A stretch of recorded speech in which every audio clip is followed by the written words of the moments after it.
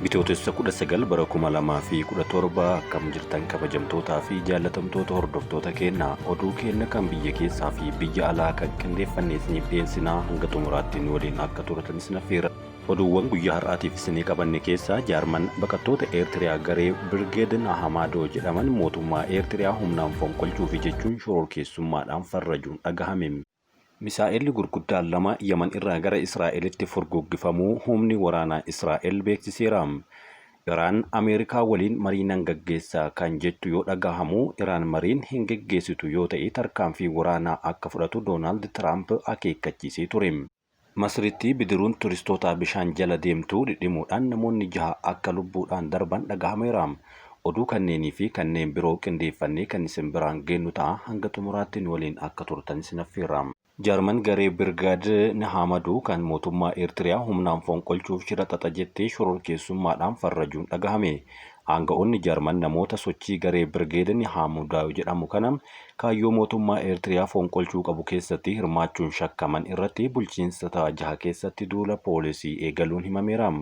Mormitoonni mootummaa Eertiriyaa garee Birgeed Nahamaadoo jedhamu kun biyyoota alaa garaagaraa keessatti jeequmsa uumaniiru kan jedhaman yommuu ta'u, seera Jaarmaniitti akka shororkeessaa biyya keessaatti farrajuu waajjirri abbaa alangaa biyyattii beeksiseera. Yoo xiqqaatee waggoota 3 darban keessatti shakkamtoonni damee Birgeed Nahamaadoo jedhaman Jaarmanitti argaman keessatti itti gaafatamummaa ol aanaa qabaachuudhaan kanneen shakkaman 17 adda baafamuun waajjirri kun ibseera. Gareen Birgeed Nahamaadoo jedhamu kun hidhata idil-addunyaa mootummaa Eertiriyaa fonqolchuudhaan kaayyeeffate socho'aa jiru jedhame keessatti poolisiin guyyaa roobii darbee bulchiinsota 6 keessatti weerara geggeessuu maddi oduu Rooyiters gabaaseera. Poolisoonni federaalaa fi naannolee 200 ta'an bulchiinsa biyyattii keessatti argaman 6 keessatti manneen jireenyaa 19 irratti sakatta'iinsa geggeessuu jalqabaniiru. Jaarmaniin alattis Deenmaarkittis akkasuma yeroo wal fakkaatutti sakatta'iinsi wal fakkaatu geggeeffamuu eegaluu maddi oduu Associated Press yoo himu, kana ta'ullee hanga ammaatti namni to'annoo jala oolfame tokkollee akka hin jirre garuu gabaasaaleen garaagaraa miliqanii bahaa jiru. Mootummaa Eertiriyaa gareewwan mirga namoomaaf falman hedduu biratti abbaa irree jedhamuudhaan kan balaaleffatamu yommuu ta'u, lammiilee isaanii sarbama cimaa taasisuudhaan ni himatamu. Kanaan wal qabatee lammiileen biyyattii hedduun cunqursaa siyaasaa fi bilisummaa amantii akkasumas tajaajila biyya keessaa daangaa yeroo hin qabne baqachuudhaan kan biyyaa bahaa jiru ammas itti fufaniiru. Bulchiinsa pirezidaantii Isaayyaas Afoorqii kan Eertiriyaa bulchaa jiran kana irratti dura mormitoonni diyaaspooraa kan dhagahamu ta'ullee waggaa darbe keessa garuu bifa gaddarachuudhaan qophiilee deeggartoonni bulchiinsaa qopheessan mormuun walitti bu'iinsi uumamuun miidhaaleen hedduus qaqqabeera.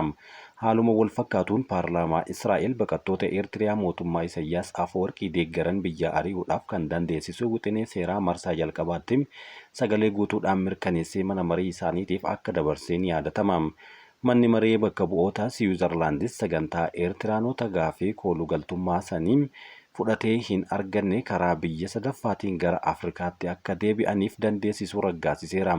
London dabalatee walitti bu'iinsa deeggartootaa fi mormitoota bulchiinsa Isaayyaas gidduutti mudatuun kan ka'e aanga'oonni Yuunaayitid Kingdom feestivaalota lammiilee Eertiriyaa kabajan haqaniiru. Abbootiin alangaa Jaarman shororkeessitoota jedhanii kan farrajan yommuu ta'u, shakkamtoonni garichaa keessatti itti gaafatamummaa ol aanaa kan qaban ta'uu qorannoo kanaan ni eeru. Jaarmanitti garichi bara 2022 irraa kaasee qophiilee mootummaa Eertiriyaatiin wal qabatan irratti okkora qindaa'aa keessatti hirmaachuu kan himan yommuu ta'u, abbaan alangaa feestivaalota jiisan keessatti bara 2022 keessa kan gaggeeffaman akkasumas fulbaana bara 2023 kan gaggeeffame waldaa lammiilee Eertiriyaa wabii godhateera. Qophiilee kanneen irratti miidhaa cimaa dabalatee namoonni poolisii miidhamuu akkasumas mormitoonni hedduun achirratti hidhamuu isaanii kan himame yommuu ta'u, jeequmsa bara 2023tti wal qabatee namoonni 56 hidhaan akka adabamanis kanaan dura gabaafamee ture.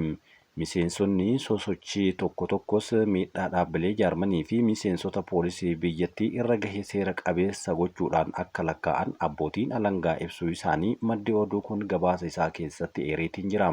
Oduu biraatiin Ameerikaa waliin mari'achuudhaaf qophii ta'uu Iraan beeksifteerti. Ameerikaa waliin mari'achuuf ammayyuu balballi ishee banaa ta'uu Iraan kan beeksifte yommuu ta'u, gorsaan gaggeessaan olaanaa Iraan kan ta'an Kamaal Karaazim Iraan alkallattiidhaan Ameerikaa waliin mari'achuudhaaf qophii ta'uu ibsuu isaanii Reuters gabaasee ture. Iraan Ameerikaa waliin mari'attu yoo ta'e tarkaanfii waraanaa akka fudhatan Doonaald Tiraamp kanaan dura akeekkachiisee ture. Geggeessaan Iraan Ayatollaa Ali Khamenei akeekkachiisa Tiraamp kanaaf deebii kan kennin biyyoota lamaan nama tuffatan waliidhaan mariin nu goonu tokkollee hin jiru jechuudhaan dubbatee ture. Amma immoo kallattiidhaan osoo hin taane alkallattiidhaan Ameerikaa waliin mari'achuudhaaf qophii ni qabna jechuun yoo dubbatan Riippaabilikni Islaamaa balbala hundumaa hin cufne Ameerikaa waliin karaa alkallattii ta'ee marii geggeessuuf qophiidha jedha gabaasni achirraa dhagahamu. Pireezidaanti Tiraamp xalayaa Iraaniif barreessuun isaanii gabaafamaa kan ture yommuu ta'u, xalayaa Tiraamp kanaaf Iraan deebii akka laattus Kamaal Karaazii dubbachuu isaanii gabaafameera. Masrii keessatti dooniin turistoota feetee galaana diimaa keessatti liqimfamuudhaan namoonni 6 hanga ammaatti lubbuun dhabamuun dubbatameera. Dooniin bishaan jala deemtu Sindibaad jedhamtu buufata dooniin hurgaadaa bakka turistii beekamaa galaana diimaa irraa turistoota feetee imalaa turte liqimfamuun yoo xiqqaate namoonni 6 hanga ammaatti lubbuun isaanii dhabamu, namoonni 9 ammoo hedduun isaanii miidhamuu fi maddeen BBC gabaasa kana keessatti katabeera. Namoonni 29 ammoo lubbuun isaanii kan baraarame yommuu ta'u, namoonni miidhaan irra gahe 4 kanneen haala yaaddessaa keessa jiran dabalatee gara hospitaala dhiyoo jiruutti geggeeffamaniiru kan jedhus ni dhagahama. Imaltoonni gara 40 ta'an hedduun isaanii turistoota biyya alaa ta'an doonii kanarra akka turanis yoo himamu, rakkoon akkamii doonii bishaan jalaa kana akka mudate hanga ammaatti wanti shakkamee fi dubbatamellee jiru. Imbaasiin Raashaa Masrii jiru akka jedhetti turistoonni doonii bishaan jalaa irra turan hundi isaanii lammii Raashaa turan jechuun yoo dubbatu akka imbaasichi jedhetti daa'imman dabalatee imaltoonni 45 doonii kana keessa jiru jechuunis himeera. Raashaan yeroo ammaa biyya sababa Yukureeniif biyyoota Awurooppaa hunda jechuu waliin waraana keessatti kan argamtu yommuu taatu, hanga ammaatti garuu biyya kallattiidhaan maqaa dhooftee farrajjii hin argamne. Huutiin Yaman Israa'elitti misaa'ila dhukaasuun dhagahame. Israa'el misaa'ilota 2 Yaman irraa akka itti dhukaafaman qolachuu kan beeksifte yommuu ta'u, humni waraanaa Israa'el wabeeffachuudhaan kan gabaase misaa'ilonni kunneen osoo daangaa Israa'elitti hin seenin rukutamaniiru jechuun dubbataniiru.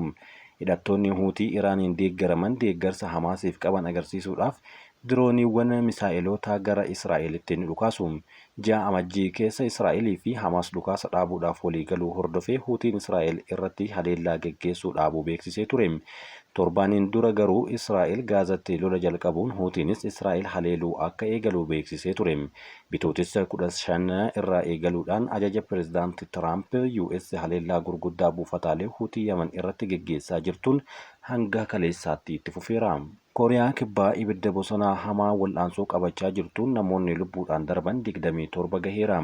Ibiddi bosonaa Kooriyaa Kibbaa keessatti ka'e kun guyyaa tokko dura ciralaa kan dachee isaanii dabalu yommuu ta'u, seenaa biyyattii keessatti balaa ibiddaa cimaa kan biyyattii mudate ta'uunis aanga'oonni biyyattii gabaasaa turaniiru. Ibiddi hanga yoonaatti lafa hektaara 33 ol kan barbadeesse yommuu ta'u, balaa ibiddaa kanaan yoo xiqqaate hanga kaleessa galgalaatti namoonni 27 yoo du'an, manneen jireenyaa fi manneen amantii hedduun barbadaa'uun dhagahameera.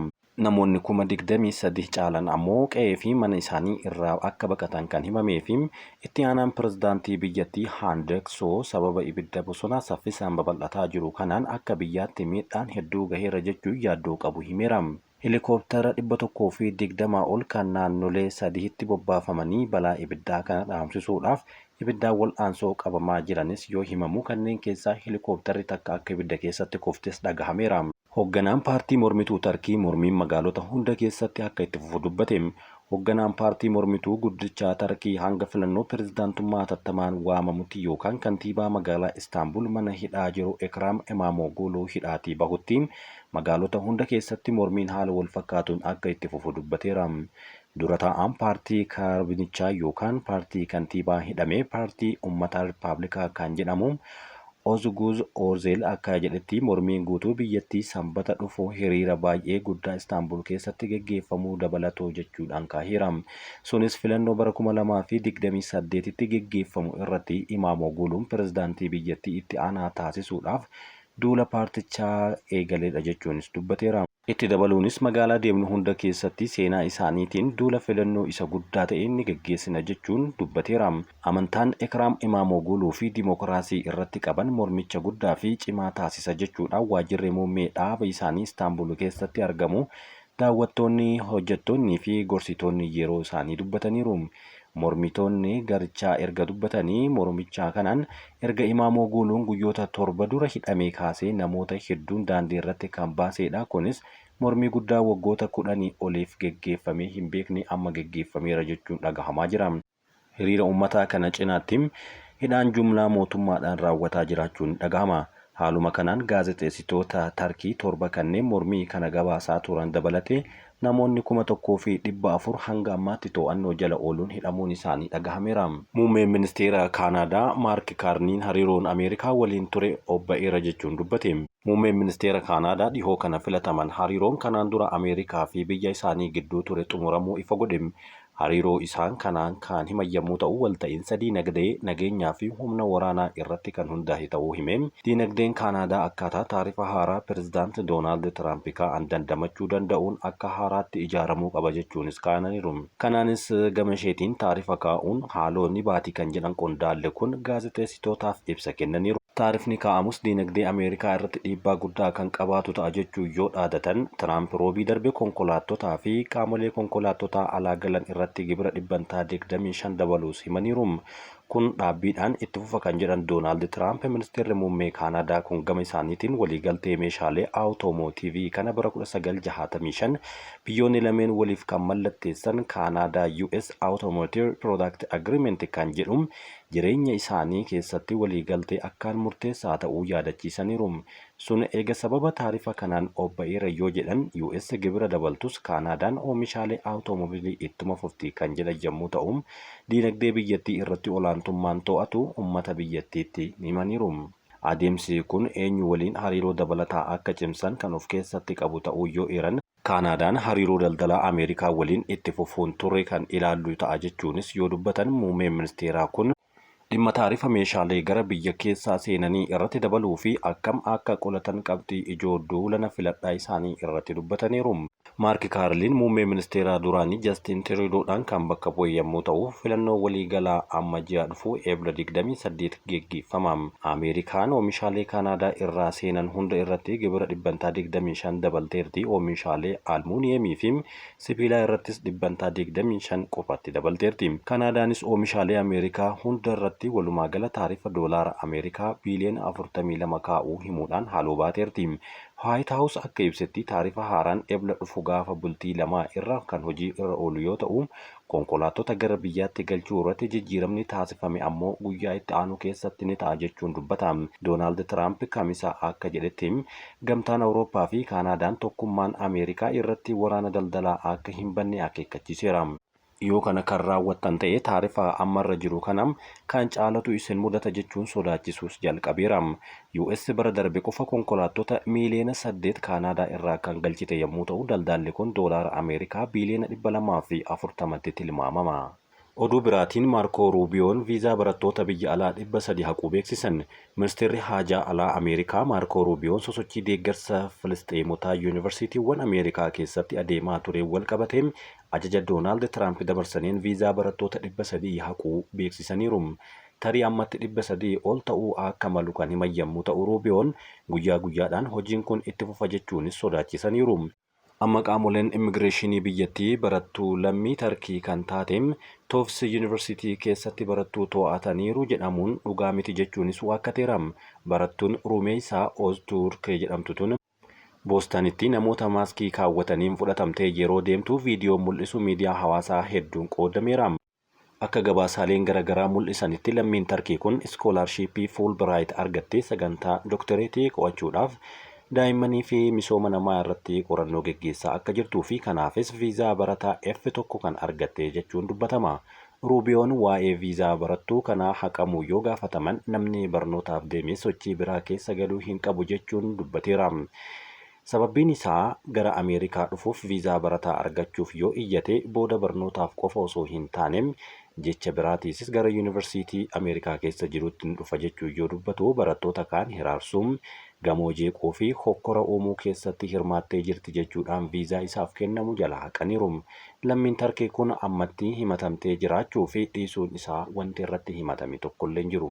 Erga Doonaald Tiraamp irra deebiidhaan filatamee gara Waayit Haawusitti seenee gochoonni wal fakkaataan kan geggeeffaman yommuu ta'u, Dimookiraasii Ameerikaa kan jedhamu irrattis gaafiin hedduu ka'aatii kan inni jiru.